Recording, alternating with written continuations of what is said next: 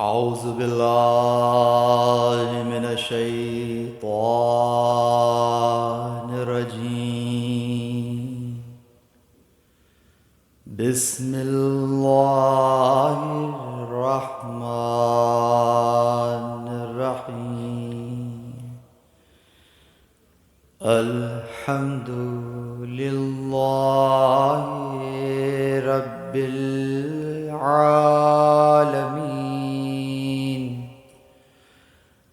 الحمد لله الذي دلع لسان الصباح بالنطق تبلجه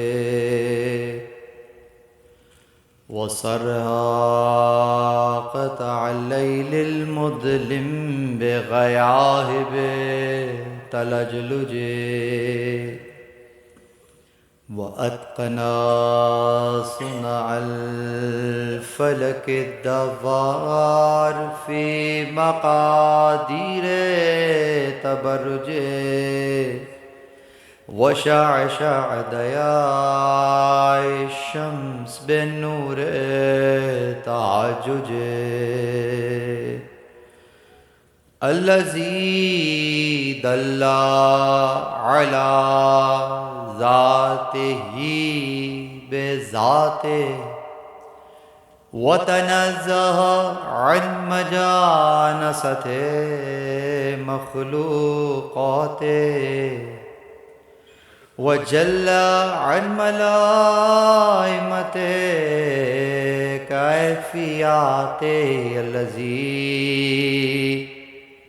قرب من خطرات الظنون وبعد عن لحظات العيون وعلم بما كان قبل أن يكون ثم الصلاة والسلام وتحية والإكرام على رسول ثقلين رحمة للمشرقين والمغربين جد الحسن والحسين سيدنا ومولانا أبو القاسم محمد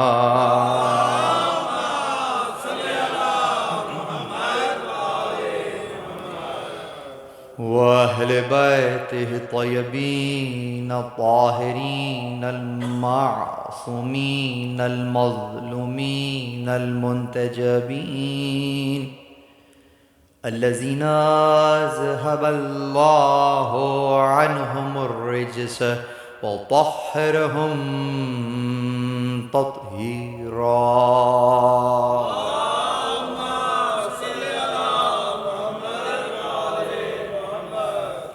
ولعنة الله على أعدائهم من يوم عداوتهم إلى قيام يوم الدين.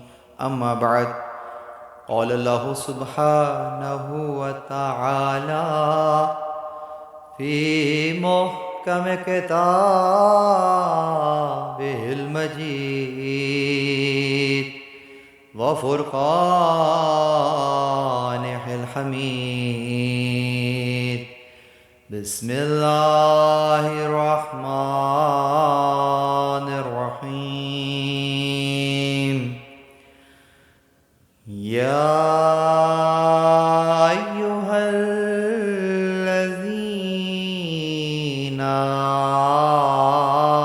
آمنوا إن تنصروا الله ينصركم ويثبت أقدامكم. درود پر محمد و آل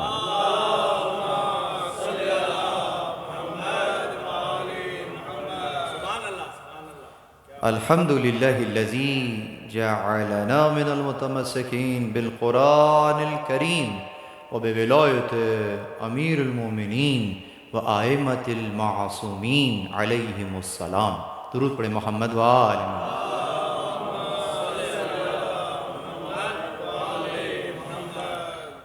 تمام تر تعریفیں خدائے وحدہ لا شریک کے لیے۔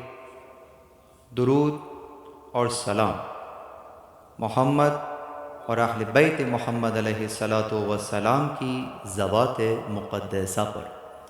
حمد ہے اس خدا کی کہ جس نے ہمیں اور آپ کو قرآن کریم، ولایت امیر المومنین اور دیگر ائمہ علیہم السلام کی ولایت سے متمسک کیا۔ پروردگار عالم کا لطف ہے، پروردگار عالم کا احسان ہے، پروردگار عالم کی توفیق ہے کہ اس نے ہمیں اور آپ کو یہ ایک اور موقع عنایت فرمایا ہے کہ ہم اور آپ اس وقت کہیں اور نہیں بلکہ فرش اعضا پر موجود ہیں، اور ہر بار کی طرح انشاءاللہ اس مرتبہ بھی وہ رزق پا رہے ہیں کہ جو ختم ہونے والا رزق نہیں ہے، باقی رہنے والا رزق ہے۔ یہ وہ رزق ہے کہ جس پر کوئی شک نہیں کہ آپ کی اور ہماری نہ فقط یہ کہ بقا کا انحصار ہے، بلکہ یہ وہ رزق ہے جس پر آپ کے اور ہمارے کمال کا انحصار ہے۔ سبحان اللہ، سبحان اللہ۔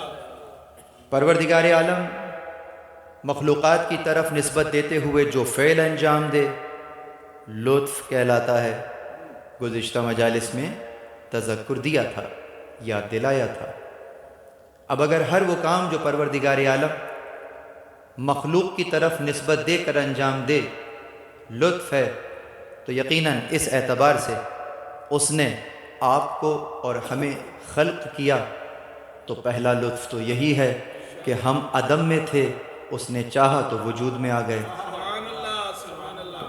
یہ عدم سے وجود کا سفر ہم طے کر نہیں سکتے تھے، یقیناً اس کی مرہون منت، اس کی وجہ سے یہ سفر طے پایا۔ ہم جب وجود میں آئے تو یقیناً ہم بھی وجود میں آئے، اور وہ ضروریات جو ہماری تھیں وہ چونکہ ہماری ضرورت کو ہم سے پہلے اور ہم سے بہتر جانتا ہے، آپ کو دنیا میں بعد میں بھیجا، پہلے آپ کی ضروریات کو پورا کر دیا۔ سبحان اللہ، سبحان اللہ۔ بلندتر سلام۔ ایسے ہی ہے نا؟ ایسے ہی بچہ دنیا میں بعد میں آتا ہے، غذا کا انتظام جب وہ جانتا بھی نہیں ہے کہ اس کی غذا کیا ہے، کیسے لینی ہے کو چھوڑیے، وہ تو یہی نہیں جانتا کہ غذا ہے کیا، تو کوئی ہے جو اس کو بھی جانتا ہے، اس کی غذا کو بھی جانتا ہے۔ اب اس کی غذا اس سے پہلے اس نے یہاں جاری کی، اور بچے نے اس غذا سے استفادہ کیا، اور آہستہ آہستہ اپنے اس ظاہری کمال کا سفر اس نے شروع کر دیا۔ بہت توجہ۔ اس نے مخلوقات کو خلق کیا، مخلوقات کی ضرورت کو خلق کیا۔ کسی نے امام سے سوال کیا کہ یہ اتنے سارے امور جو بیک وقت انجام پاتے ہیں تو واحد تو ایک ہی ہے، تو اتنے سارے افعال کیسے انجام دے دیتا ہے؟ فعل تو ایک وقت میں ایک ہی انجام ہوگا نا، تو اتنے افعال انجام دے کے کیا اللہ متغیر نہیں ہو جاتا؟ اس میں تغیر نہیں ہو جاتا؟ کیا جواب دیا امام نے، خدا کی قسم! اسی لیے کہتے ہیں کہ کلام الامام امام الکلام۔ ادھر سے پڑھو کلام الامام، ادھر سے پڑھو امام الکلام۔ امام کا جو کلام ہے، کلام کا وہ امام ہے۔ اتنا کنسالیڈیٹڈ کلام کا امام ہے۔ چونکہ یہ آخری خدمت ہے اس ایام عزا کی، تو اس لیے بہت سے نکات ہیں جو آپ کے سامنے عرض کرنا ضروری ہیں، کہ آئندہ سال کے لیے بھی وہ یقیناً آپ کے لیے اتنے رہیں گے کہ اگلا سال بھی جو ہے آپ کا آرام سے گزر جائے گا، وہ کچھ معلوم ہونا ضروری ہے۔ مثلا مثال کے طور پہ بھی یہاں پہ کہہ رہا، یہ جملہ بہت امپورٹنٹ ہے کہ کلام الامام امام الکلام، امام کا کلام یعنی کلام کا امام۔ لیکن ایک بات یاد رکھیے، اس میں کوئی شک نہیں کہ امام کا کلام کلام کا امام ہے، لیکن لیکن ائمہ فرماتے ہیں نحن معاشر الانبیاء، ہم تو انبیاء کے گھرانے سے کہہ لیجئے، قبیلے سے کہہ لیجئے، انبیاء ہدایت کے لیے آئے ہیں، ائمہ بھی ہدایت ہی کرتے ہیں، تو اس اعتبار سے دونوں کا مقصد ایک ہی ہے، سب ایک پیج پر ہیں۔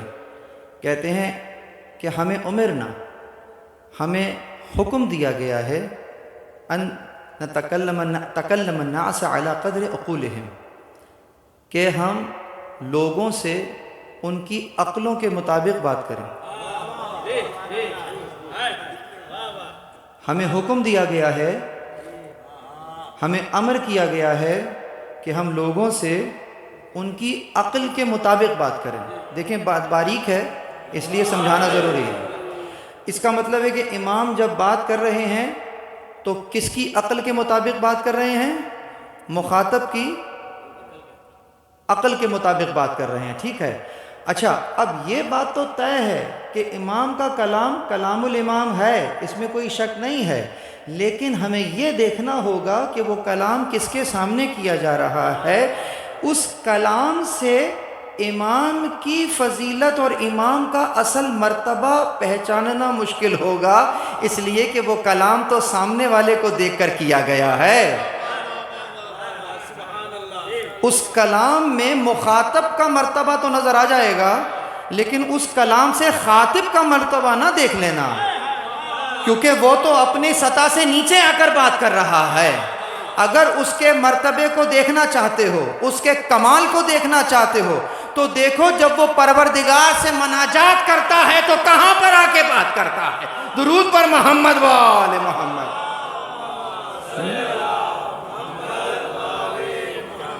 پھر وہ اپنے کمال پر بات کرتا ہے، وہاں جا کر بات کرتا ہے جہاں تک ان کا کمال ہے، ان کا کمال ہے، نہ کہ خالق کا کمال ہے، جہاں تک ان کا کمال ہے نہ کہ خالق کا کمال ہے۔ اس لیے کہ خالق وہ ہے، توجہ، خالق وہ ہے کہ جب اس بارگاہ میں اس تک پہنچنے کے لیے سفر کیا جاتا ہے، یاد رکھیے گا آپ جتنا سفر طے کرتے رہیں گے آپ کو اندازہ ہوتا چلے گا کہ جس وادی میں قدم رکھ دیا ہے اس وادی کی کوئی حد نہیں ہے، حد نہیں ہے۔ اسی لیے چونکہ وادی کی حد نہیں ہے تو تم جو سفر کر رہے ہو یہ دیکھو تمہارے بازوؤں میں قوت پرواز کتنی ہے، تم جتنے بلند ہوتے ہو اتنا ہی تمہیں مل جاتا ہے۔ بس اگر یہ بات سمجھ میں آ گئی ہے تو یاد رکھیے گا کہ یقیناً اگر اس وادی کی کوئی حد نہیں ہے، دلیل مانگیے مجھ سے۔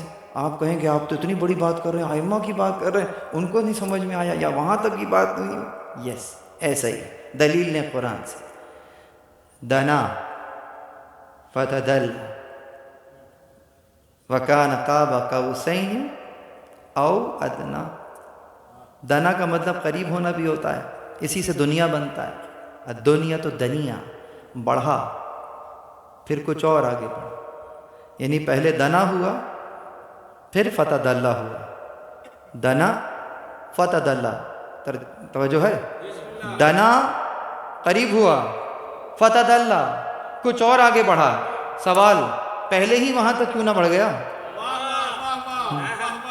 اس کا مطلب فتدلہ کے لیے دنا ہونا ضروری ہے، درجہ بدرجہ، پہلا درجہ، دوسرا درجہ، پھر تیسرا درجہ۔ کوئی کہے نہیں میں تو ڈائریکٹ تیسرے درجے پہ جاؤں گا، ممکن نہیں ہے۔ آپ لفٹ میں بیٹھے ہیں، کہے میں تو ڈائریکٹ 38ویں منزل پہ جاؤں گا، آپ کو پہلی سے سفر شروع کرنا ہوگا، یقیناً کمال کا سفر شروع ہوگا اور آہستہ آہستہ آپ اپنے مقام پہ پہنچ جائیں گے۔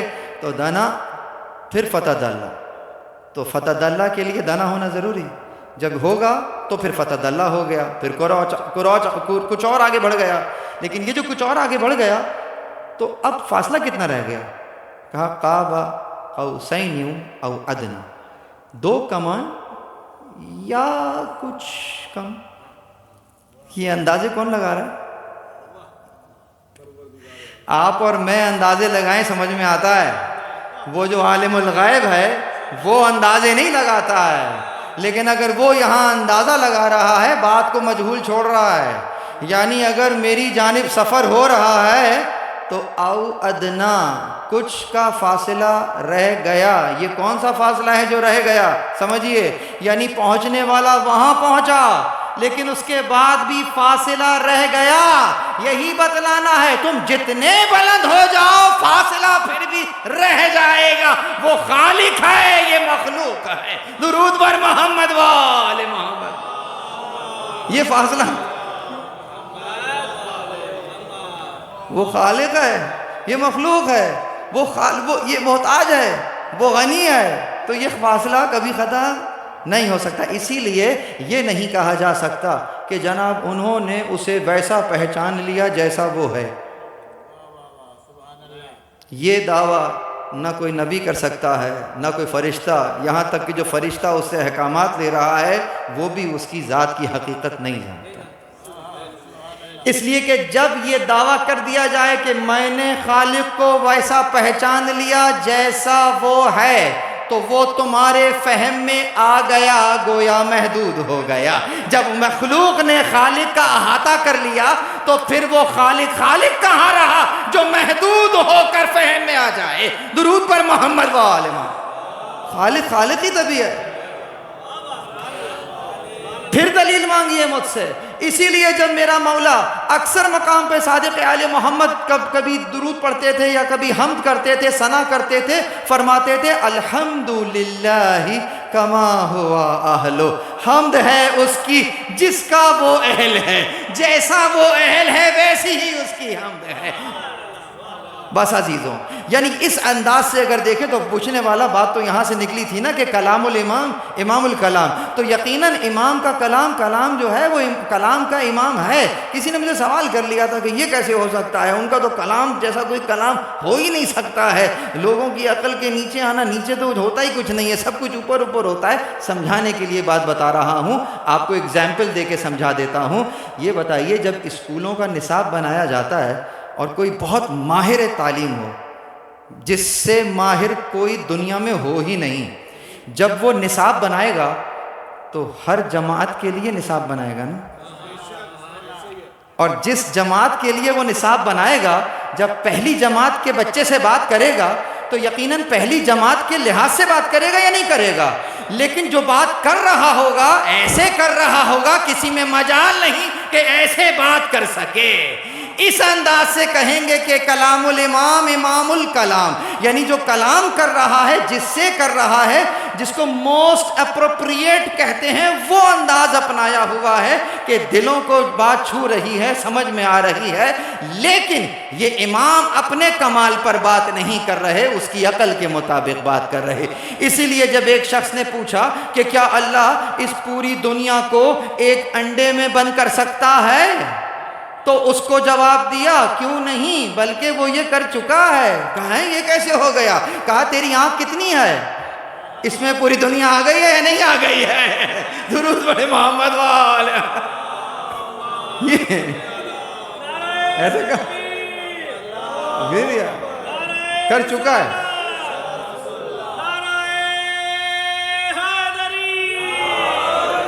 اب یہ اس بدو کو جواب دیا تھا، لیکن یہ کیا شاگرد نے پکڑ لیا ایک جگہ، تو یہی سوال دوبارہ ہو گیا، ادھر جواب اس کے کہا یہ جواب اس کے لیے تھا، تمہارے لیے نہیں، یہ اس کے لیے جواب تھا۔ اب یہی جواب تمہیں تھوڑی دیں گے، تمہیں تمہارے لحاظ سے جواب دیں گے۔ یقیناً کیا کہہ رہا تھا وہ کہ ایسے آئے کہ وہ انڈا انڈا رہے، دنیا دنیا رہے۔ صحیح؟ تو اب سمجھانے کے لیے بیان کر رہے ہیں، کیا بیان کر رہے ہیں؟ بہت توجہ۔ کہا کہ یقیناً وہ ہر اس شے کو جانتا ہے، قادر ہے، ہر اس وجود کو جو وجود عمل میں آ سکتا ہے، وہ وجود جو ممکن ہے، جس کے اگر علتیں موجود ہوں، اگر وہ علت آ جائے تو وہ وجود میں آ سکتا ہے۔ یقیناً وہ تو قادر ہے، لیکن وہ انڈا متحمل نہیں ہے کہ وہ رہتے ہوئے وہ چیز اس میں سما سکے۔ تو نقص جو ہے وہ خالق میں نہیں ہے، اس انڈے میں ہے۔ اس کی کیپیسٹی نہیں ہے. میں مثال دے کے سمجھا دوں. مثال کے طور پہ نعیم صاحب کو میں یہاں سے ایک رومال دے دوں اور کہوں اس کی شیروانی سی دیں. نعیم صاحب سے بہتر کوئی ٹیلر نہیں ہے مثال. تو یہ رومال سے شیروانی نہیں سی پائیں گے. کیوں؟ نقص کس میں ہے؟ کپڑے میں نقص ہے. ان میں نقص نہیں ہے، جو چیز دے رہا اس میں نقص ہے. تو یہ جگہ، یہ جو شے ہے، یہ متحمل نہیں ہو سکتی ہے کہ اس شے کو یہاں رکھ سکے. نقص خالق میں نہیں، اس مخلوق میں نقص ہے جو ایک چیز کو دوسری چیز سے نہیں ملا سکتا. درود پڑھے محمد وآلہ. سمجھ میں آ گئی بات؟ تو یہ جو ہمیں امر ہوا ہے کہ لوگوں کی عقل کے مطابق بات کریں، تو پروردگار عالم نے جب اس انداز سے خلق کیے بہت سی مخلوقات کو، پوچھنے والا پریشان ہو گیا کہ اتنے سارے افعال کر رہا ہے تو متغیر نہیں ہو گیا؟ تو امام نے کیا جواب دیا؟ کہا پروردگار عالم مخلوقات کے خلق کرنے سے متغیر نہیں ہوتا، اس کے خلق کیے ہوئے تغیرات سے مخلوق متغیر ہوتی ہے. جملہ سمجھ، وہ متغیر نہیں ہوتا، اس نے تو خود تغیرات کو خلق کیا. جس کو تو کہہ رہا ہے کہ وہ متغیر نہیں ہوتا، متغیر وہ کیسے ہوگا؟ اس لیے کہ جس کو متغیر ہونے کے لیے جس تغیر کی ضرورت ہے وہ اس تغیر کا بھی خالق ہے، اور اس خلق ہوئے تغیر سے مخلوقات متغیر ہوتی ہیں. یہ ہے وہ غنی، یہ ہے وہ صمد. صمد یعنی جس میں کوئی اسپیس نہیں ہے، آسانی سمجھانے کے لیے، جس میں کوئی ڈپینڈنسی نہیں ہے، جس میں کوئی کسی قسم کی محتاجگی نہیں ہے. یعنی وہ کسی کا محتاج نہیں. پوری دنیا اسے سجدہ کرنا چھوڑ دے، اس کی کبریائی میں کوئی فرق نہیں آتا. پوری دنیا اسے سجدہ کرنا شروع کر دے، اس کی کبریائی میں کوئی اضافہ نہیں ہوتا. یہاں مولا کا جملہ بیان کروں، ماشاءاللہ آخری مجلس ہے نا، تو ذرا مشکل جملے ائمہ کے بھی بیان کر دیے جائیں. جو مشکل اس کے لیے ہے جو ائمہ سے دور ہیں، لیکن جو باب العلم سے متمسک ہیں ان کے لیے تو یہ تبرک کا درجہ رکھتے ہیں. تو ایک اور تبرک لے لیجئے، کچھ اور تبرک بھی لے لیجئے. کیا کہا؟ وہاں کہہ رہے تھے کہ تغیرات کو خلق کرتا ہے تاکہ مخلوق متغیر ہو جائے. تو اس اعتبار سے دوسرا جملہ سنیے، فائدے کے عنوان سے سنیے، اس کا کمال سنیے. کہا اس کا کمال یہ ہے کہ وہ خود اپنے آپ کو کوئی فائدہ نہیں پہنچا سکتا. کیا جملہ ہے یہ؟ اپنے آپ کو کوئی فائدہ کیا ہوتا ہے؟ کیا اس کی ڈکشنری میں کوئی فائدہ ہے؟ فائدہ ہوتا ہے کہ اگر یہ ہو جائے گا تو پھر میرے لیے یہ ہو جائے گا. اگر خدا کے لیے یہ سوچ لیا تو سمدیت کہاں چلی جائے گی؟ پھر بے نیازی کہاں چلی جائے گی؟ اس کو کوئی فائدہ نہیں ہوتا ہے، فائدہ پہنچاتا ہے. مجھ سے کسی نے پوچھا، کہتے ہیں کہ پھر وہ کنز المخفیہ کیسے ہوا؟ اس کی چاہت کیا تھی کہ میں پہچانا جاؤں. کراچی میں لیکچر کے بعد ایک بچے نے سوال کیا، تو اس کا چلتے پھرتے جواب میں نے یوں دیا، تو جواب تو دے دیا. بعد میں سوچا کہ یہ بات پوچھی اچانک کیا تھی اور اسپونٹینیس جواب کیا ہوا. کیا کہا تھا؟ میں نے چاہا کہ پہچانا جاؤں، کنز المخفیہ سے اپنے آپ کو جوڑ دیا، چھپا ہوا خزانہ تھا. تو اس نے کہا کہ بھائی یہ پھر چاہت کیسی تھی؟ یہ تو فائدہ ہوا اس کو، ہیں فائدہ پہچان سے اس کو فائدہ ہو گیا. میں نے کہا غور سے سنو، کہہ کیا رہا ہے؟ چھپا ہوا خزانہ. یہ بتاؤ جب کسی کو خزانہ ملتا ہے تو فائدہ خزانے کو ہوتا ہے یا اس کو ہوتا ہے؟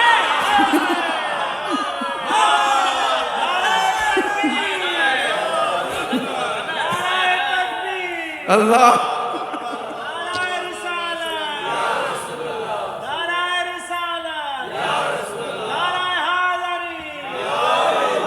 خزانہ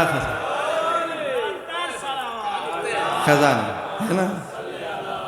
توحید شناسی آ رہی نہیں آ رہی ہے؟ بتاؤ فائدہ کس کو ہوتا ہے؟ خزانے کو. اچھا خزانے کی ویلیو بڑھ جاتی ہے. خزانہ تو خزانہ ہی ہوتا ہے نا. ہاں تمہیں معرفت نہ ہو، کسی بچے کو پہچان نہ ہو کہ ہیرا کون سا ہے اور کینڈی کون سی ہے، تو یہ بچے کا بچپنا ہو سکتا ہے. اگر تمہیں معرفت ہو تو تم تو دیکھ کر پہچان لو کہ یہ کوئلہ ہے، لیکن یہ برابر میں جو ہے یہ کوئلہ نہیں ہے، یہ ہیرا ہے. تو اس ہیرے کو پہچاننے کے لیے ہیرا تو ہیرا ہی رہتا ہے، جوہری کی نگاہ چاہیے جو کوئلے اور ہیرے میں فرق کر سکے. تو جہل وہاں ہے، یعنی کہ جو دیکھ رہا ہے وہ جہل رکھ رہا ہے. ہیرا تو کل بھی ہیرا ہے، آج بھی ہیرا رہے گا. درود پر محمد و آل محمد پر. اسی لیے اگر کسی کو خدا چھوٹا دکھائی دے رہا تو یاد رکھیے گا دو ہی باتیں ہو سکتی ہیں جب کوئی چیز چھوٹی نظر آتی ہے. یا تو تم اس چیز کو دور سے دیکھ رہے ہو یا غرور سے دیکھ رہے ہو. یا تو دور سے دیکھو گے تو تمہیں یہ ٹوئن ٹاور بھی چھوٹا ہی دکھے گا، اور اگر غرور سے دیکھو گے جو شیطان دیکھ رہا تھا میں افضل ہوں تو اسے اللہ کا بنایا ہوا چھوٹا دکھ رہا تھا. اگر معرفت ہوتی تو نسبت ہی دیکھ لیتا. اس کو سجدہ نہیں کر رہا جسے میں نے دونوں ہاتھوں سے بنایا ہے. یہ نسبت ہی اس کو کہاں سے کہاں لے جاتی ہے. آگے چلیے. تو اس نے تغیرات کو خلق کیا، مخلوقات کو خلق کیا، قوانین کو خلق کیا، قانون کو خلق کیا. قانون یعنی کیا؟ یار قانون کو خلق کیا یعنی کہ کیا؟ یہ جو شریعت کے قوانین ہیں، یہ جو شریعت کے قوانین ایک طرف کریں، ابھی آتا ہوں وہاں پہ. یہ جو تکویناً قوانین ہیں سائنٹسٹ نے بنائے ہیں. یہ نیوٹن نے، یہ سیب تو کتنوں نے کھایا ہوگا لیکن سوچا اس نے تھا یہ گرا نیچے کیوں گرا. کشش سے شکل آ گئی نا تو دریافت کی ہے نا اس نے یا بنائی ہے. یہ جو کیمسٹ کیمیکل ریئیکشنز کروا رہا ہوتا ہے، یہ خود ریئیکشن کیمیکل کے اندر اس کی خاصیت، اس کی اصل خاصیت وہ کر رہا ہوتا ہے یا اس کی خاصیت کو استعمال کر کے کوئی تیسری چیز بنا رہا ہوتا ہے. تو قانون لا آف ڈیفیوژن سائنٹسٹ نے بنایا ہے یا ڈسکور کیا ہے؟ تو اس نے بنایا نہیں ہے تو کسی نے تو بنایا ہے. بھائی جب تم نے نہیں بنایا تو کسی نے تو بنایا ہے. اب تمہیں اس کسی کا معلوم نہیں ہے، لیکن وہ کسی ایسا ہے کہ اس کے بنائے ہوئے قانون پر تمہیں اتنا بھروسہ ہے کہ تم اس قانون پر انحصار کرتے ہوئے اپنی نئی ایجاد کر لیتے ہو. آپ کا پورا فائر الارمنگ سسٹم کس چیز پر بیس کر رہا ہے؟ سینسر ہے، پیچھے مائکرو کنٹرولر ہے، کنیکٹڈ ہے وہ ایکٹیویٹر سے. تو یقیناً یہ تین تو کم از کم ہم نے لے لیے نام. اس کے بعد پھر نیچے کوئی والو ہوگا، کوئی واٹر کی والوز ہوں گے، کوئی پائپس ہوں گے، کوئی کچھ ہوں گے. سب سے پہلا کام تو سینسر نے کیا. سینسر نے سراؤنڈنگ سے ڈیٹا ان پٹ لیا. سراؤنڈنگ سے لے کیسے لیا؟ سینسر چل کے گیا تھا یا وہ چیز خود چل کر سینسر تک آئی تھی تو اس نے سینس کر لیا؟ اسموک ڈیٹیکٹر نے اسموک ڈیٹیکٹ کیا. کیا سینسر اسموک کی طرف گیا تھا یا اسموک سینسر کی طرف آیا تھا؟ تو یہ جو اسموک سینسر کی طرف آیا تھا کس قانون کے تحت آیا تھا؟ اگر تم نے وہاں ایئر فریشنر کیا اور یہاں پر اس کی خوشبو آنے لگی تو یہ کس قانون کے تحت آئی ہے؟ یہ کسی سائنٹسٹ نے جو ایئر فریشنر بنا رہا تھا، یہ قانون اس نے اس ڈبی کے اندر، اس بوٹل کے اندر رکھا تھا یا اس قانون کو استعمال کیا تھا؟ قانون بنایا نہیں تھا. لا آف ڈیفیوژن کیا کہتا ہے؟ The movement of molecules from higher concentration towards lower concentration. یہ پھر دہرا دوں، the movement of molecule from higher concentration towards lower concentration, یہ قانون ہے. اس دنیا کی بات ہو رہی ہے فی الحال.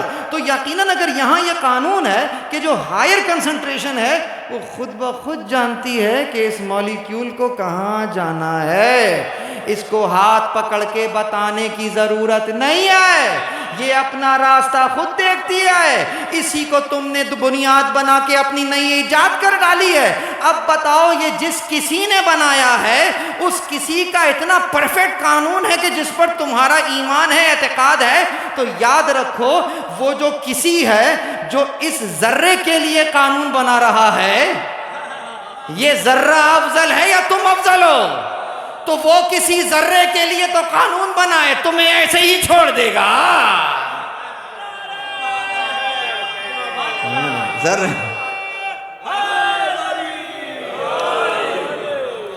اس کے لیے تو قانون ہے، تمہارے لیے قانون نہیں ہے۔ آؤ میں تمہیں یہی لا آف ڈیفیوژن تمہارے قانون میں دکھا دیتا ہوں۔ یہ جو تمہارا معاشرہ ہے اس میں بھی تو کچھ قوانین ہیں۔ یہ قوانین معاشرے نے بنائے ہیں یا کسی نے بنائے ہیں؟ ایک مرتبہ اس کو اڈاپٹ تو کر کے دیکھو، جیسا اعتماد لا آف ڈیفیوژن میں کر رہے تھے، movement of molecule from higher concentration towards lower concentration, تو سمجھ جانا سارے سال تم نے استعمال کیا ہے، کھل کر خرچ کیا ہے، اس کے بعد بھی بچ گیا ہے، سمجھ جانا ہائر کنسنٹریشن ہے، اس کو وہاں دے دو جو لوور کنسنٹریشن۔ زکوٰۃ کا قانون یہی ہے، خمس کا قانون، درود پر محمد وآل محمد، ایسے ہی زکوٰۃ بھی یہی ہے، زکوٰۃ بھی یہی ہے، خمس بھی یہی ہے، مگر ایک فرق کے ساتھ ہے۔ یہ بتا ذرہ افضل ہے یا تم؟ ابھی پوچھا، یقیناً انسان افضل ہے، تو پھر اگر انسان افضل ہے، انسان اشرف ہے، تو اس کا شرف کیا ہے؟ اس کا شرف ہی یہی ہے کہ وہ جو مالیکیول کی ڈسپلیسمنٹ تھی اس میں اس کا اپنا اختیار نہ تھا، لیکن یہ جو معاشرے میں ڈسپلیسمنٹ ہو رہی ہے یہ تمہارے اختیار سے ہو رہی ہے۔ اسی کو کہتے ہیں لا۔ تمہیں طاقت ہے، کمزور کا ہاتھ پکڑ کے اسے کھڑا کر دو، movement of molecule from higher concentration towards lower concentration. تمہارے پاس علم ہے، کسی کے پاس علم نہیں ہے، تو اس علم کو وہاں منتقل کر دو جہاں اس کی ضرورت ہے، movement of molecule from higher concentration towards lower concentration. یہ عمل جاری و ساری ہے۔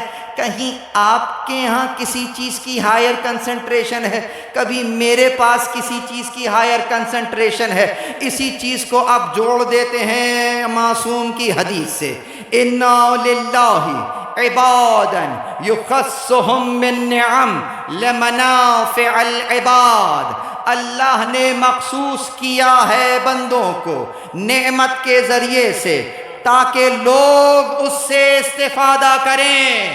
آپ کو ایک نعمت دی، استفادہ میں کروں گا، مجھے نعمت دی، استفادہ آپ کریں گے، نتیجے میں معاشرہ اسٹرانگ ہو جائے۔ درود پر محمد وآل محمد۔ معاشرہ وہ انکریج کرتا ہے، ہر اس کام کو انکریج کرتا ہے جس سے معاشرہ مستحکم ہو۔ اسی لیے جہاں پر بہت سے اعمال، بہت سے امور بتلاتا ہے، کہتا ہے اچھا بہت دعائیں کر رہے ہو، تم ایک گھڑی بتاتے ہیں کہ اس گھڑی میں دعائیں بڑی جلدی قبول ہو جاتی ہیں۔ ہم نے کہا کون سی؟ کہا نکاح کے وقت دعا کرو قبول ہو جاتی ہے۔ کیوں کہا نکاح کے وقت دعا قبول ہوتی ہے؟ اس کے لیے احتیاط، اس کے لیے اہتمام کرنا، احترام بیان کرنا، اس کی برکتیں بیان کرنا۔ کیوں؟ اس لیے کہ اس سے دو خاندان مل رہے ہیں۔ خدا کو اتنا پسند ہے یہ مرحلہ کہ جب دو خاندان مل رہے ہوں تو اس برکت کے وقت میں تم کوئی دعا مانگو، اس کی رحمت جوش میں آئی ہوئی ہے، دعائیں بھی قبول کر لیتا ہے۔ سمجھ میں آیا؟ اور رحمت کو سمجھانے کی ضرورت تو نہیں ہے نا، رحمت کو رحمت کیوں کہتے ہیں؟ رحمت کو رحمت کیوں کہتے ہیں؟ سمجھیں، آج تو کچھ لینے جائیں گے نا، مجلس سے کیا لے کر گئے؟ رحمت کو رحمت کیوں کہتے ہیں؟ اس کیوں کا کیا جواب ہے؟ رحمت رحم سے ہے، رحمہ، را ہا میم، رحم اردو میں کہیں، عربی میں رحمہ، یہ وہی رحم ہے جس طرح سے آپ رحم مادر کہتے ہیں۔ رحمت میں اور رحم مادر میں یہ کیا مماثلت ہے کہ رحمت کو رحمت کہہ رہے ہو، رحم سے رحمت کہہ رہے ہو؟ توجہ، یہ بتلاؤ کہ رحم مادر میں جنین ہوتا امبریو بنتا ہے اور پھر اس کا پورا پروسیس ہے 9 مہینے تک کا اس کے لیے قدر کو پروردگار عالم نے مقرر کیا. ایک معین مدت تک کے لیے یہ جنین اس رحم میں رہتا ہے. جب تک یہ جنین اس رحم میں رہتا ہے ہر لمحے نشو نما پا رہا ہوتا ہے. ایسا ہی ہے. جب تک اس رحم میں معین مدت تک رہتا ہے نشو نما پاتا رہتا ہے. اگر یہ قبل از وقت بہت پہلے اس عالم سے باہر آ جائے، رحم سے نکل جائے، ہلاکت ہو جاتی ہے. ٹھیک ہے، کنڈیشن سپلائی. تو اگر اس حالت سے نکل آئے تو کیا ہوگا؟ ہلاکت ہو جائے گی. جب تک رحم میں رہے گا ترقی کا سفر جاری رہے گا. جیسے ہی رحم سے باہر ہوا ہلاکت ہو جائے گی. یہیں سے رحمت بنتی ہے. جب تک انسان رحمت کے سائے میں رہتا ہے ترقی پاتا رہتا ہے. یہاں رحمت سے دور ہوا، اسی کو ہلاکت کہتے ہیں. اس ہلاکت کو عربی میں لعن کہا جاتا ہے. اسی لیے جب ہم کہتے ہیں اللہم لعن فلاں، اس کا مطلب ہے اے پروردگار تو اسے اپنی رحمت سے نکال. جب رحمت سے نکل گیا ہلاک ہو گیا. درود پڑھیے محمد وآل محمد. رحمت. اب سمجھ میں آیا عالمین کی ترقی کے لیے کون رحمت بن کر آیا. وما ارسلناک الا رحمۃ للعالمین. ارے تمہاری کیا حیثیت ہے؟ عالمین اپنے کمال تک پہنچ رہے ہیں محمد و آل محمد کی جوتیوں کے صدقے میں. درود پر محمد و آل محمد پر. یہ ہیں آل محمد. اللہ اکبر. بس میں نے قانون سمجھایا. تو وہ جو کسی ہے جس کا سائنٹسٹ نام نہیں جانتا، وہ کسی فقط سائنس کے قوانین نہیں بنا رہا، اس نے معاشرے کے لیے بھی قوانین وضع کیے. اور ان قوانین کو آپ کو اور مجھے اپنے اختیار سے عمل کرنا ہے. اسی کو اگر ملائیں تو ہم اگر اس چیز کو کمپیر کریں دین سے تو وہ کس طریقے سے آ کر دین سے جڑ جاتی ہے. بہت توجہ. دین مطلب کیا ہے؟ دین کا کیا مطلب ہے؟ دیکھیے کتنی چھوٹی چھوٹی باتیں ہیں یہ، لیکن یاد رکھیے گا، میری بات یاد رکھیے گا، لکھ کر لگا لیجئے گا کہیں. انسان اس وقت بڑا نہیں ہوتا ہے جب بڑی بڑی باتیں کرتا ہے.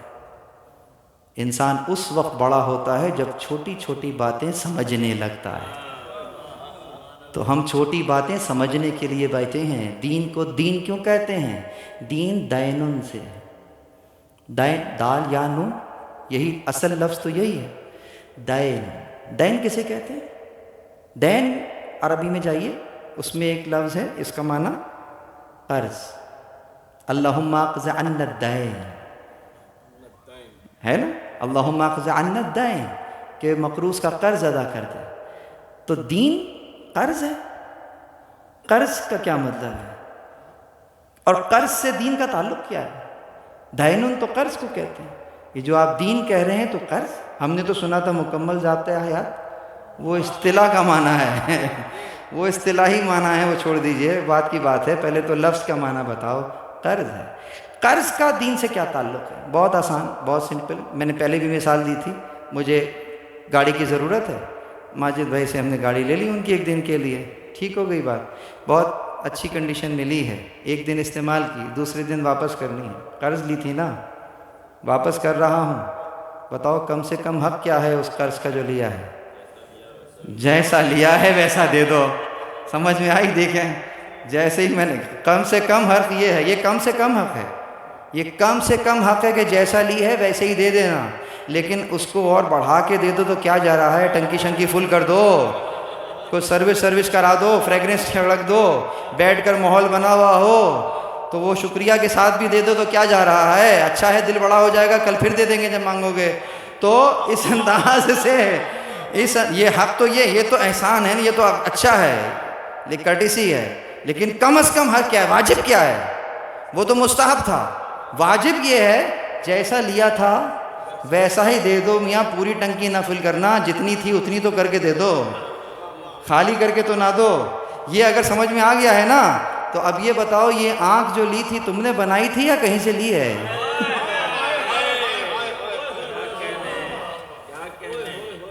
یہ ہاتھ خود بنایا تھا، جاپان سے منگایا تھا، یا جس نے خالق نے خلق کیا تھا اس نے دیا ہے نا؟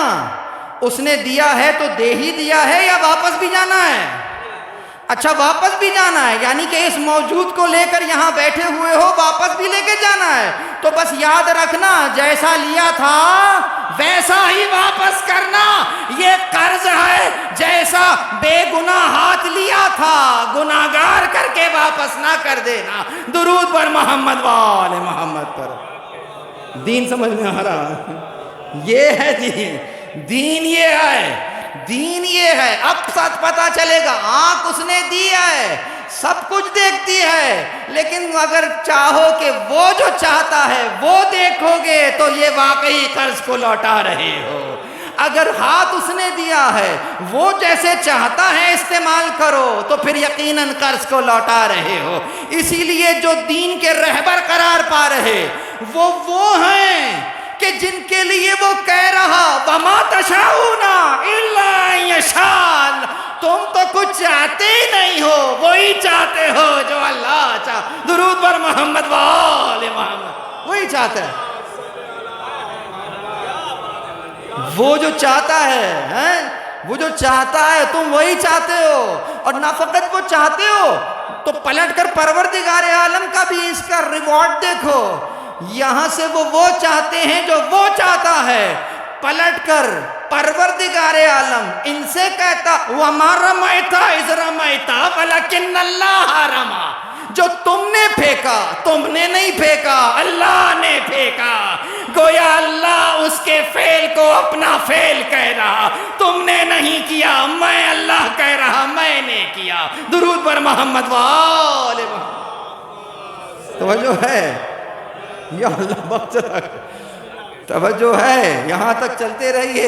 یہاں تک آگے کب ہوتا ہے؟ یہ اس وقت ہوتا ہے جب انسان خلوص کی اس منزل پہ وہاں پہنچ جائے، توحید شناس ہو جائے کہ اس کا ہلنا جلنا چلنا پھرنا ہر موومنٹ فقط اور فقط اس کے لیے ہو.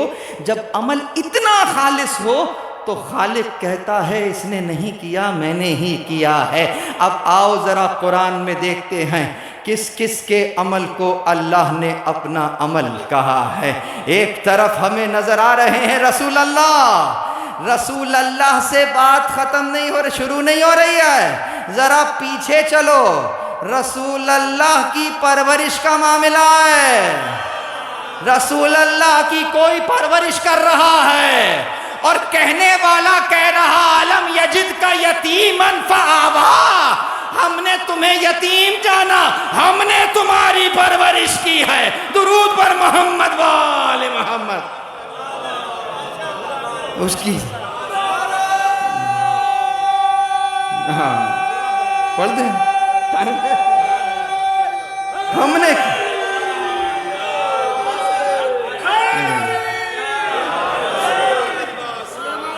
اب ہم نے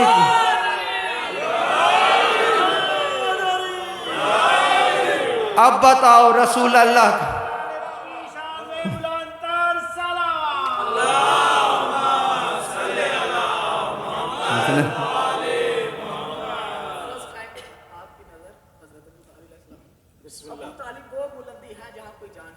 بے شک بے شک وہ بلندی ہے جہاں کوئی جا نہیں سکتا. ہر کسی کے ظرف میں ابو طالب جس ابو طالب کو صرف جانتے ہیں خدا اور رسول، اور ملا منافق کی سمجھ میں ابو طالب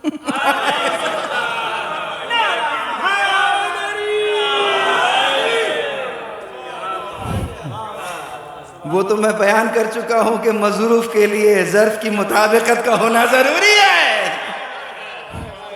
تو عزیزوں اللہ کہہ رہا ہم نے تربیت، ہم نے یتیم ہے، ہم نے کفالت کی. دنیا جانتا ہے کفالت ابو طالب نے کی. اب اگر رسول کا عمل اللہ کا عمل ہو سکتا ہے تو بتاؤ اس کا پالنے والا. اللہ اکبر. دوسری طرف رسول اللہ فرما رہے کہ جو کسی یتیم کی پرورش کرے تو وہ جنت میں اس طرح میرے ساتھ ہوگا۔ تو اگر کوئی یتیم کی پرورش کرنے والا رسول اللہ کے ساتھ جنت میں اس طرح ہوگا تو بتاؤ جو رسول اللہ یتیم کی پرورش کرے وہ جنت میں کہاں ہوگا؟ درود پر محمد وآل محمد۔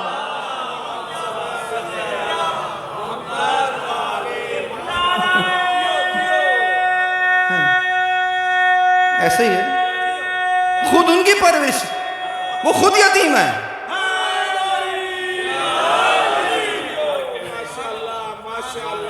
He himself orphan، وہ خود ہی یتیم ہے۔ ان کی اگر کوئی تربیت کرے، ان کی کوئی پرورش کرے، کوئی شیلٹر دے، اور ایسی شیلٹر دیا، ایسا شیلٹر دیا جب تک ابو طالب زندہ ہے، جب تک ابو طالب زندہ ہے۔ آنے والا کہہ رہا تمہارا بھتیجا ہمارے خداؤں کو برا کہتا ہے۔ ارے بچوں کی کتاب سے ہی پڑھ لو، کس نے کہا تم اتنے مدرسے میں بڑی بڑی کتابیں پڑھو؟ کسی بچے کی کتاب میں پڑھ لو، جملہ یہی ہے تمہارا بھتیجا ہمارے خداؤں کو برا کہتا ہے۔ اگر ابو طالب کے بھی خدا وہ تھے تو آ کے کہتا تمہاری غیرت کا کیا ہو گیا؟ تمہارے خدا کو تمہارے گھر میں بیٹھ کر برا کر۔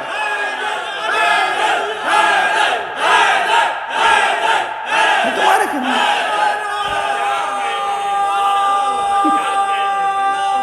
بس کوئی تو کہتا،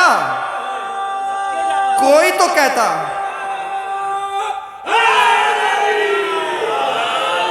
بس کوئی تو کہتا۔ میں نے پہلے ہی کہا تھا بڑا اس وقت ہوتا ہے جب چھوٹی چھوٹی باتیں سمجھنے لگتا ہے۔ مجھے حدیث کی بڑی بڑی کتابیں نہ دکھاؤ، میں تو چھوٹے سے بچے کی نصاب کو اٹھا کے دیکھ رہا ہوں، لکھا ہے تمہارا بھتیجا ہمارے خطاؤں کو برا کہتا ہے۔ ریکویسٹنگ موڈ میں آئے ہیں، پیسے لے لو، دولت لے لو، کیا چاہتے ہو یہ بھی دے دیں گے، وہ بھی دے دیں گے۔ اتنے انسینٹیو دے رہے ہیں، انسینٹیو دینے کو تیار ہیں۔ ابھی تک کسی نے ابو طالب کو نہیں کہا کہ ہمیں چھوڑو اپنی ہی غیرت کی بات کر لو، ہیں؟ سمجھ میں آئی بات؟ یہی کہہ دیں ہمیں چھوڑو اپنی انسینٹیو کی بات کر لو۔ لیکن رسول اللہ اکبر، بہت توجہ۔ اب دیکھیے، یقیناً جس گھر میں پہلی دعوت رکھی گئی ہے، یہ بتاؤ وہ گھر تمہارا تھا یا ابو طالب کا تھا؟ بھائی پہلی دعوت ہے اور پہلی دعوت ہو رہی ہے، علی دعوت کا انتظام کرو۔ انتظام ہو رہا ہے نہیں ہو رہا؟ اسپیچ کرنی ہے رسول اللہ کو۔ اب یہ نہ کہنا کہ ابو طالب کو پتہ ہی نہیں تھا کہ اسپیچ کیا ہونے والی ہے، یہ نہ کہنا معلوم نہیں تھا کہ اسپیچ ہونے کیا والی ہے۔ اچھا پہلے دن ہوا، اسپیچ نہیں ہو سکی، وہ ابو جہل اٹھا، اس نے کہا دیکھو یہ تو جادوگر ہے، دیکھا تم نے ایک اتنے سے پرندے سے سب کو کھلا دیا۔ سمجھ میں آیا؟ برکت اس کو کہتے ہیں نا، تم کثرت پہ ناز کرتے ہو، برکت اس کو کہتے ہیں۔ کہ تعداد میں تھوڑے ہوتے ہیں لیکن دیکھنے میں لشکر لگتے ہیں۔ تو اس طریقے سے کھلا دیا، ہو گیا، نہیں بول سکا، جانے لگے، کہا کل پھر آنا، کل پھر دعوت ہے، پھر آ جانا۔ یعنی کہ کوئی بات ایسی ہے جو کہنی تھی آج نہیں کہی گئی ہے، کل کہیں گے۔ پھر آئے، پھر کہا، پھر وہی کھانا، پھر اسی طریقے سے، پھر نہیں کھا سکے، پھر نہیں کہہ سکے۔ سنو کل پھر آ جانا، کیونکہ جو کہنا ہے نا ان کو، جو بتانا ہے وہ ابھی بھی رہ گیا ہے۔ جانتے سب ہیں، خطاب ان کو کرنا ہے، اس کو حفظ مراتب کہتے ہیں کہ یقیناً جو حکم پہنچانا ہے اللہ نے وہی کی ہے، انہوں نے وہی کہنا ہے۔ جس سے کہا ہے ان کو کہا ہے، انہی کو کہنا ہے۔ ابو طالب جانتے ہیں، خود نہیں کہہ رہے، جو اللہ چاہتا ہے وہ یہ چاہ رہے ہیں۔ وَمَا تَشَاءُونَ إِلَّا أَن يَشَاءَ اللَّهُ۔ درود پر محمد وآل محمد۔ سمجھ میں آ رہی ہے؟ جو اللہ چاہ رہا، جو اللہ چاہ رہا، اللہ چاہ رہا ہے۔ اب یہ نہ کہنا کلمہ پڑھا تھا یا نہیں پڑھا تھا، یہ جسے تم کلمہ کہہ رہے ہو، یہ جس فیکٹری سے نکلا ہے اس کا نام ابو طالب۔ درود پر محمد و آل محمد۔ ختم ہو گئی بات۔ جس پروڈکٹ ہے،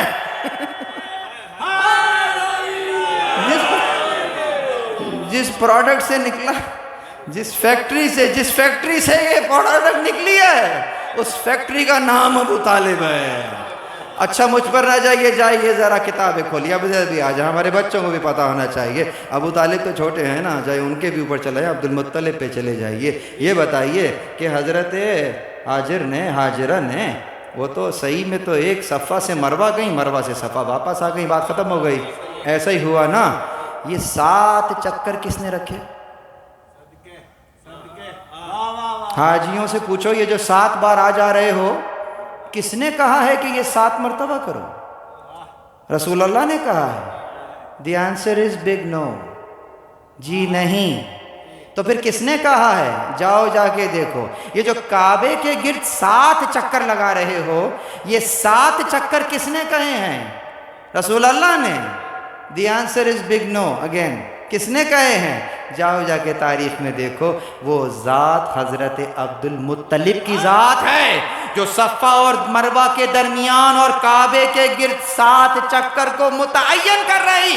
رسول اللہ کی شریعت آ رہی ہے، وہ شریعت میں جو قوانین اساسی ہیں، کچھ قوانین اجرائی ہیں، یعنی کچھ قوانین بنائے گئے ہیں، اساسی ہیں، اسی وقت بنے ہیں، کچھ قوانین اجرائی ہیں، جو بن گیا ہے بالکل وہی چلتا رہے گا۔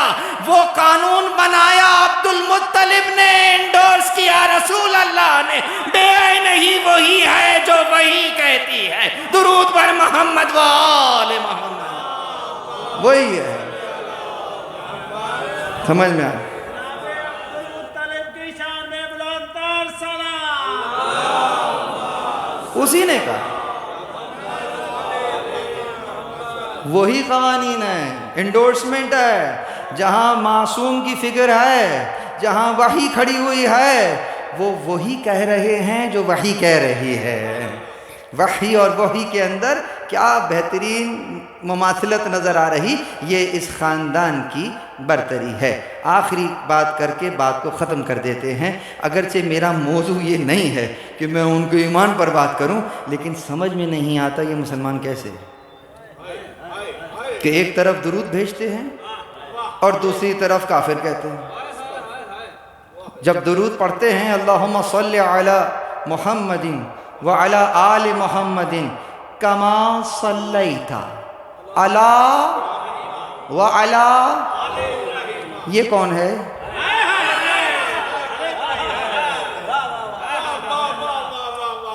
یہ کون ہے؟ آپ کہیں گے آل ابراہیم محمد ہیں، جی نہیں، درود پورا پڑھو، اللہم صلی علی محمد، ان پر تو تم یہاں درود بھیج رہے ہو، کما بارکتا علی ابراہیم وعلی آل ابراہیم۔ ارے محمد اور آل محمد کا تذکرہ الگ کر رہے ہو، ابراہیم اور آل ابراہیم کا تذکرہ الگ کر رہے۔ اب مجھے بتلاؤ ابراہیم اور رسول اللہ کے درمیان میں وہ آل کون سی ہے جس پر تم درود بھیج رہے ہو؟ درود پر محمد و آل محمد۔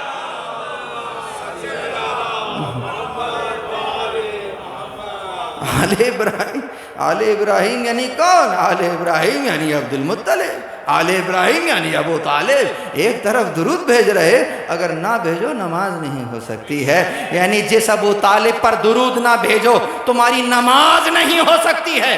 اس کے لیے یہ بات ہی کہنا حد ادب ہے کہ کلمہ پڑھا یا نہیں پڑھا، خدا کی قسم۔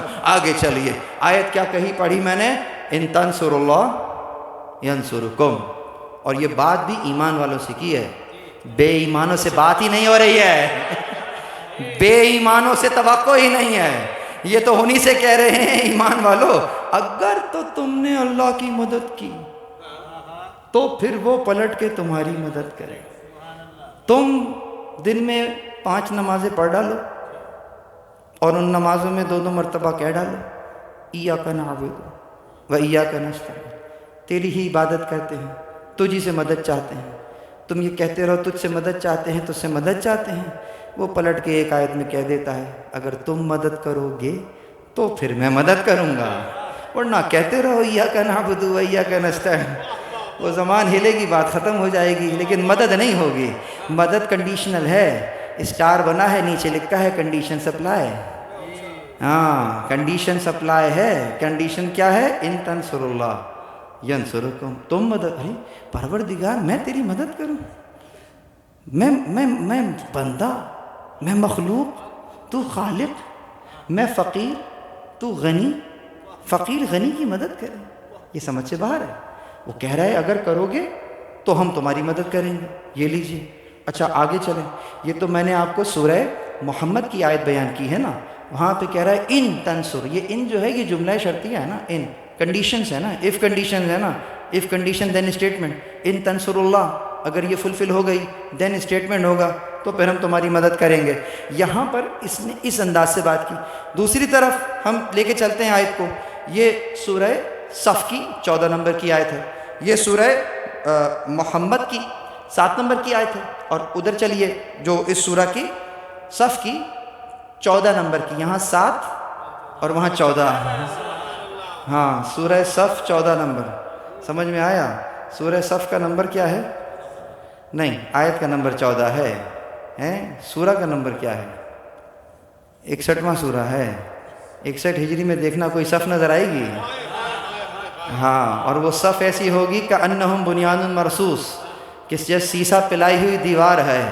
صف ایسی ہے آغا کہ 61 ہجری کے اندر کی جو صف نظر آئے گی نا آپ کو، صف ایسی خوبصورت صف ہے، اگر اسینڈنگ آرڈر میں عمر کے اعتبار سے، اوریکل کی زبان میں کہیں تو سارٹ کر دیں ایج کی فیلڈ سے، اور پھر یہاں سے لائن کھڑی کر دیجئے، تو ایک سرے پر تقریباً 95 سال کے بزرگ نظر آئیں گے، اور دوسرے سرے پہ 6 مہینے کا بچہ۔ اس صف میں آنے کے لیے سن و سال کی قید نہیں ہے، اس صف میں آنے کے لیے خلوص کی ضرورت ہے۔ اگر 6 مہینے کا ہے وہ بھی صف میں ہے، 95 سال کا ہے وہ بھی صف میں ہے۔ صف ایسی ہے کأنہم بنیان مرصوص، جیسے سیسا پلائی ہوئی دیوار ہے، یعنی ایسے طاغوت کے مقابلے پہ کھڑی ہوئی ہے، آندھی آئے یا طوفان آئے صف ہلنے کا نام نہیں لے رہی ہے۔ تم سر کو کاٹ تو سکتے ہو، جھکا نہیں سکتے۔ درود پر محمد و آل محمد پر۔ اسی لیے نہیں بھائی، یہ شعر لکھ لیجئے گا، آپ کے لیے کہہ رہا ہوں، پڑھ دیجئے گا۔ یعنی یہ دیکھیے، جھکانا چاہا تھا، جھکانا چاہا تھا جس سر کو شام والوں نے شکست، دیکھیے اس سر کو خود اٹھا کے چلے۔ درود پر محمد و آل محمد۔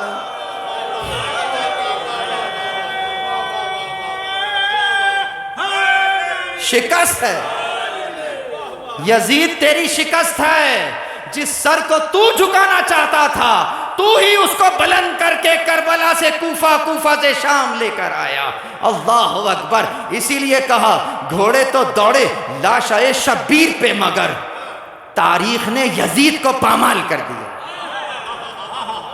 تاریخ نے یزید کو پامال۔ آج یزید ایسی پلیدگی کا نام ہے، اگر کوئی مفتی اپنے فتوے سے اس کو دھونا چاہے، یزید کی پلیدگی تو کیا دھلے گی، مفتی خود نجس ہو جاتا ہے۔ درود پر محمد و آل محمد۔ عین نجس ہے، عین نجس ہے۔ تو ان تنصر اللہ ینصرکم ویثبت اقدامکم، پورا 1 گھنٹہ میں نے لے لیا ہے، اور ابھی بس کلوزنگ کریں۔ تو کیا کہا؟ ان تنصر اللہ ینصرکم ویثبت اقدامکم، اگر تم اللہ کی مدد کرو گے تو وہ تمہاری مدد کرے گا، اور تمہارے اقدام کو یثبت، استحکام کر دے گا، انڈورس کر دے گا، اس کے اوپر مہر لگائے گا، تمہیں ثابت قدمی عنایت کرے گا۔ یعنی کہ تم قدم تو بڑھاؤ، مضبوط ہم کریں گے، لیکن قدم تم بڑھاؤ گے، مضبوط ہم کریں گے۔ وہ کیسے بڑھائیں؟ پروردگار تو ہی بتا دے۔ تو 61 والے سورے میں 14 نمبر کی آیت، ویسے 14 کی صف بھی ہمیں پتہ ہے کون سی ہے، تو اس میں 14ویں آیت کے اندر کہتا ہے یا ایھا الذین آمنو، پھر اسی سے بات ہوئی. بے ایمانوں سے بات ہی نہیں ہے. وہ کیا، وہ اپنی مدد کر لیں بہت بڑی بات ہے، اللہ کی کیا کریں گے. تو کہا پہلے اپنی مدد تو کر لیں ایمان لا کے.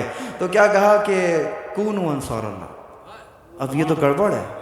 ادھر تو کہا تھا ان تنصر اللہ، اگر کرو گے تو ہم تمہاری مدد کریں گے. تو یہ تو جملہ شرطیہ ہے. ٹھیک ہے تم نہیں کرتے، ہم بھی نہیں کرتے، چل کرو گھر کے اندر. لیکن ادھر گڑبڑ ہے. ادھر تو حکم ہے، ڈائریکٹ آرڈر ہے، کونوا انصار اللہ، ہو جاؤ اللہ کے انصار. یہی تو پرابلم ہے، سمجھ میں نہیں آ رہا کہ مدد کیسے کریں. کہتے ہیں آگے آیت پڑھو، کونوا انصار اللہ. اب کیسے کریں مدد؟ کہا کما قال عیسیٰ ابن مریم، جیسا کہ کہہ رہے تھے عیسیٰ ابن مریم للحواریین، اپنے حواریوں سے، من انصاری الی اللہ، میرا انصار کون ہے اللہ کے راستے میں. الی اللہ، اس کی طرف، اس کے راستے میں، اس کی راہ میں میرا مددگار کون ہے. عیسیٰ نے کیا کہا؟ میرا مددگار کون ہے. ان کو جواب میں کیا کہنا چاہیے تھا؟ ہم ہیں آپ کے مددگار.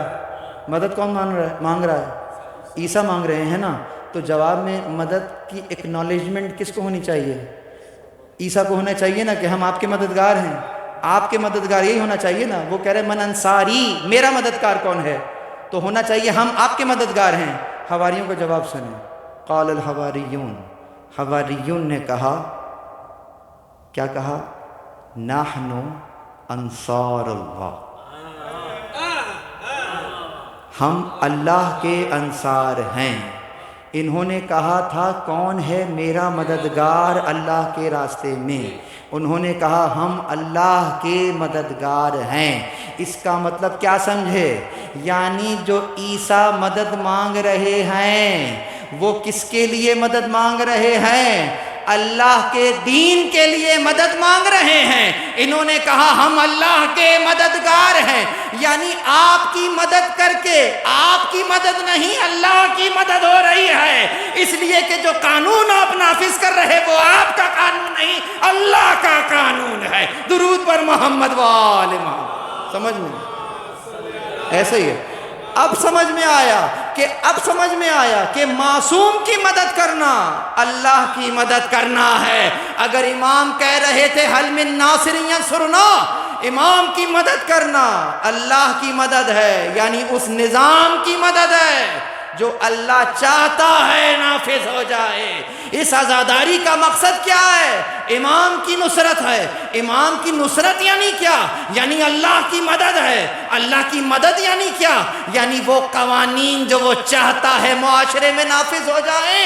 یہ وہ معاشرہ، وہ مستحکم معاشرہ ہو جائے جس کی بنیاد عدل پر ہو، اور اس بنیاد عدل کے ہونے میں معاشرے میں رہنے والا ہر شخص اپنے کمال کا سفر طے کرتا رہے. یہ پلان ہے اللہ کا آپ کے لیے. بس میں نے مختصر کر دیا. تو گویا چاہے مجلس اعضا ہو، اللہ کی مدد ہے. ہر قوانین الہی پر عمل کرنا در حقیقت اللہ کی مدد ہے. امام زمان کے ظہور کی زمینہ سازی کرنا اللہ کی مدد ہے. امام زمان کے ظہور کی دعا کرنا اللہ کی مدد ہے. یعنی خود کو امام کے لشکر میں شامل کرنے کی خواہش کرنا یعنی اللہ کی مدد ہے. کربلا والے اللہ ہی کی مدد کرنے کے لیے کربلا میں جمع ہوئے. ہم ان کی یاد منا رہے ہیں اللہ ہی کی مدد کرنے کے لیے. بس عزیزوں، انہوں نے جو مدد کرنی تھی اس کے لیے جو انہوں نے دیا، کل کا دن گواہ ہے. اللہ اکبر. سب کچھ اس کو دے دیا.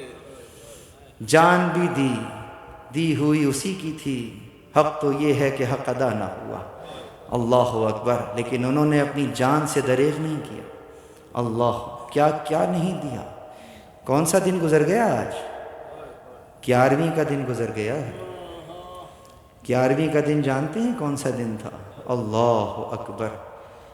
کربلا کا ہنگام جب قتل حسین ہو گیا، شام غریباں آ گئی. 11ویں کا دن طلوع ہوا. ظہر تک یہ ملائین کربلا میں رہے، اپنے مرداروں کو دفن کیا. لیکن حسین اور ان کے اصحاب کو تپتی ریتی پر چھوڑ دیا۔ اللہ اکبر، تپتی ریتی پر چھوڑ دیا۔ دوسرا ستم یہ کیا، علی کی بیٹیوں کے ہاتھوں میں رسیاں باندھی۔ اللہ، یہ جملہ بہت بڑا ہے کہ زینب اسیر ہو گئی، علی کی بیٹی قیدی بن گئی، سکینہ کے گلے میں رسن بندھی، 12 گلے ہیں، ایک رسن ہے، ایک رسی میں 12 گلے کھینچے جا رہے ہیں۔ اونٹوں کی مہار آپ کے اور ہمارے چوتھے آقا کے ہاتھ میں، سر جھکا ہوا ہے، خدا معلوم قدم کیسے اٹھ رہے ہیں۔ عزیزوں، ایک ستم اور کیا گیا، ان اسیروں کو ان کی پیاروں کی لاشوں کے درمیان سے گزارا گیا۔ کسی بیوی کے آنکھوں کے سامنے قاسم کا لاشا ہے، کسی بیوی کے سامنے علی اکبر کا لاشا۔ مجھے بتاؤ، یہ جملے سننے کے نہیں ہیں، محسوس کرنے کے ہیں۔ بتاؤ، جب رباب کو اپنا 6 ماہ نظر آیا ہوگا،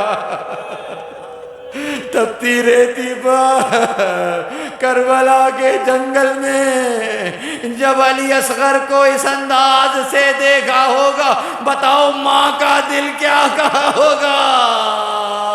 اللہ اکبر۔ عزیزو، ان قافلے والوں کو ان کی لاشوں کے درمیان سے گزارا گیا۔ اب جو جملے پڑھ رہا ہوں، یہ جملے بھی سننے کے نہیں ہیں، محسوس کرنے کے ہیں۔ بی بی زینب نے جیسے ہی اپنے ماجائے کی لاش کو دیکھا، اللہ اکبر، سن سکیں گے، جیسے ہی ماجائے کی لاش کو دیکھا ہے نا، کیا کہا؟ کہا، یا رسول اللہ، کیا یہ آپ کا حسین ہے؟ عزیز، جوڑ الگ ہو چکا ہے، گھوڑے لاش پر دوڑ چکے ہیں۔ یا رسول اللہ، کیا یہ آپ کا حسین ہے، اپنے ہی خون میں غلطا؟ یا رسول اللہ، حسین کا سر کاٹ لیا گیا، کربلا کی خاک حسین پر اڑ رہی ہے۔ پھر فرماتی ہے، یا فاطمہ الزہرا، اے اماں، یہ آپ کی بیٹیاں ہیں، اس انداز سے اسیر کی گئی۔ اماں، آپ کا حسین کربلا میں ذبح کر دیا گیا۔ اللہ اکبر۔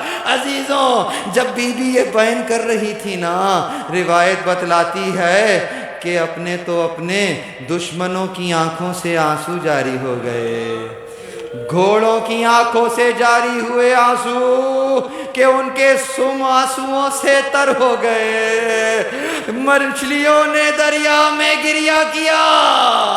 یہ زینب کے بہن ہے، جب زینب کے بہن دشمن کو رلا رہے، سمندر کی مچھلیوں کو رلا رہے، عزیزوں، اس انداز کے بہن کے درمیان زینب کی نظر سید سجاد کے چہرے پر، میرا مولا کچھ کہہ نہیں رہا تھا، اپنے بابا کو دیکھ رہے ہیں، کہتی ہے، بیٹا تمہاری روح پرواز کیا چاہتی ہے، بس اتنا کہا ہاتھوں کو جوڑ کر، پھوپھی اماں آپ ہی بتلائیے، جس کا جوان بیٹا موجود ہو، ارے اس کے بابا بغیر غسل و کفن یوں ہی چھوڑ دیے جائے۔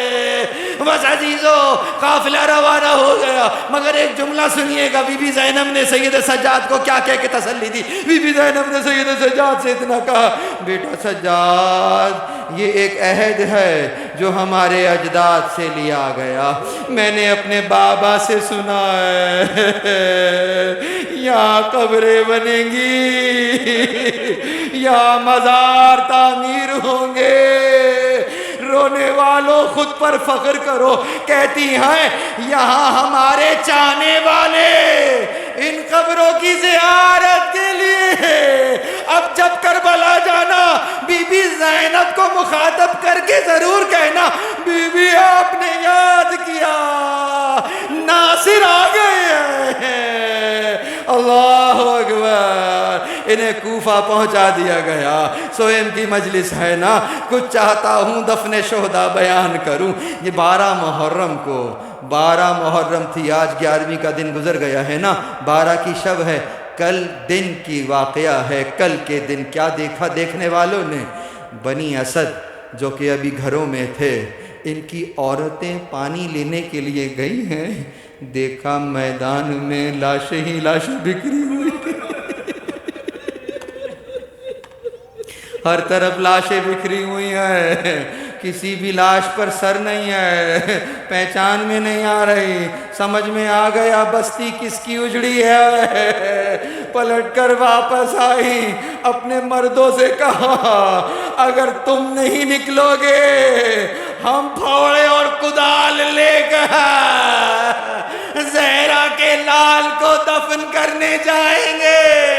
بنی اسد کے مردوں کو غیرت آئی، انہوں نے کدال اور پھاوڑے لیے، دوڑتے ہوئے دفن شہداء کو کرنے چلے۔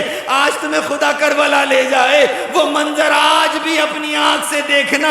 ایک قبیلہ ہے دوڑتا ہوا آتا ہے، ہاتھوں میں کدال لیے، پھاوڑے لیے، اللہ اکبر۔ کربلا پہنچے، لیکن ایک عجیب منزل ہے، مشکل ہے، پہچان میں نہیں آ رہی ہے کون سی لاش کس کی لاش ہے۔ بس عزیزو، انہوں نے خدا سے توسل کیا، اے پروردگار ہماری مدد اور نصرت فرما۔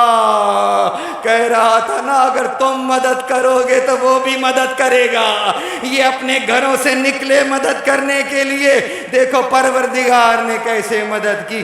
کوفے کی طرف سے ایک سوار آتا دکھائے، کوفے سے ایک سوار آ رہا، آ کر کسی سے بات نہیں کی، اتر کے کہتے ہیں 17 لاشوں کو ایک طرف کروا دیا، ان لاشوں کو ایک طرف کر دو، ایک قبر بناؤ، ان میں ان سب کو دفن کر دو، باقی لاشوں کو ایک طرف کرو، انہیں ایک طرف دفن کر دو۔ اب ایک لاش رہ گئی ہے، اس کی طرف جب یہ بڑھے تو بنی اسد نے ایک جملہ کہا، ہم نے اس لاش کو اٹھانے کی کوشش کی تھی، ہم 10 لوگ تھے، ہم سے یہ لاش نہیں اٹھی۔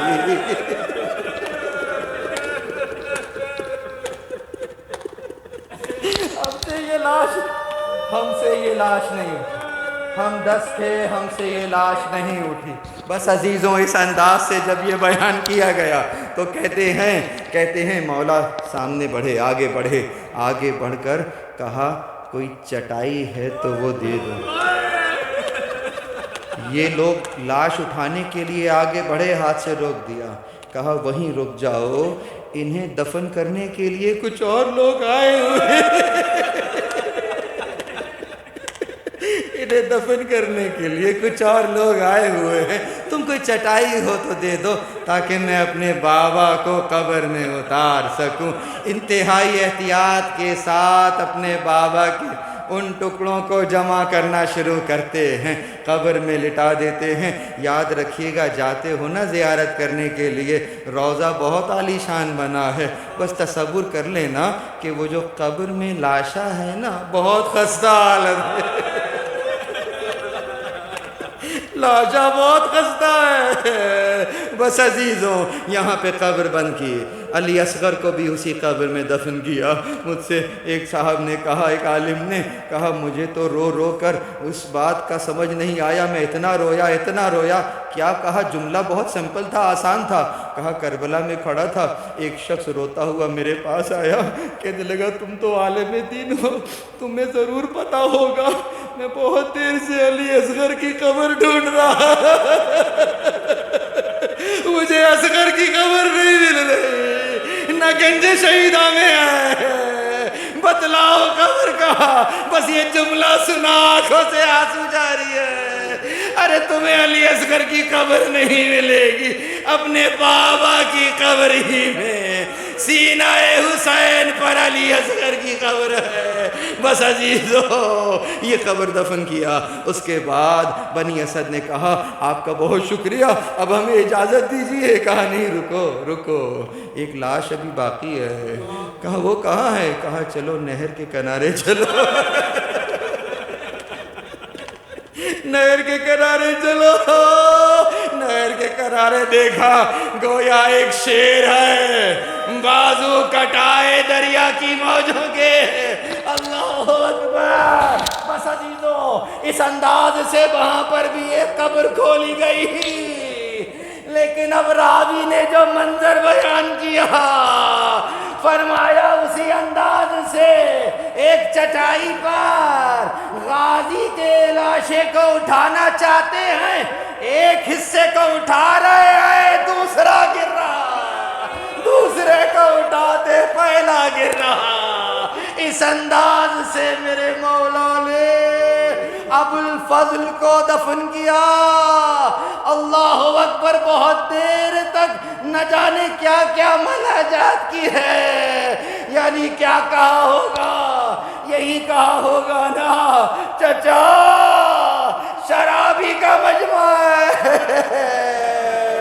ابن زیاد کا دربار ہے، آپ کی بہنیں منحوس کے دربار میں۔ اللہ اکبر۔ چند اشعار میں یہ منظر بیان کرنا چاہوں گا کہ کس طریقے سے علی کی بیٹیوں کو لے کے جایا گیا۔ اللہ اکبر۔ ہو کر اسیر ظلم جو ہیں دفتر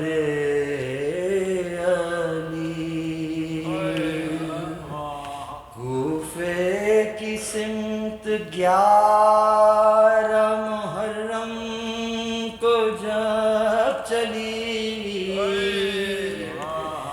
دیکھا کہ خاک و خون میں ہے غلطاں پڑا ہوا،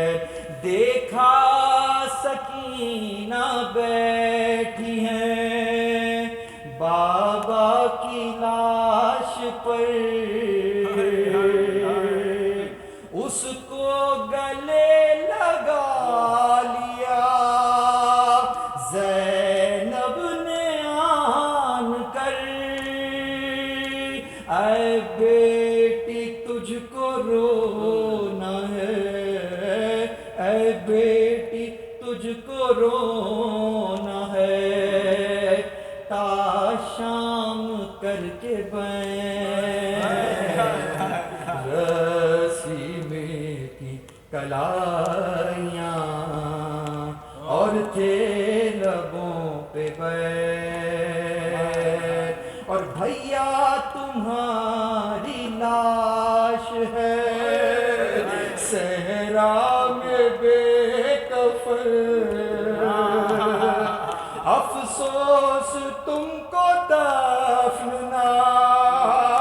کر پائیے بہن، تم اٹھ گئے تو اٹھ گیا، تم اٹھ گئے تو اٹھ گیا، میرے بھی دل کا چین، رسی میں تھی کلائیاں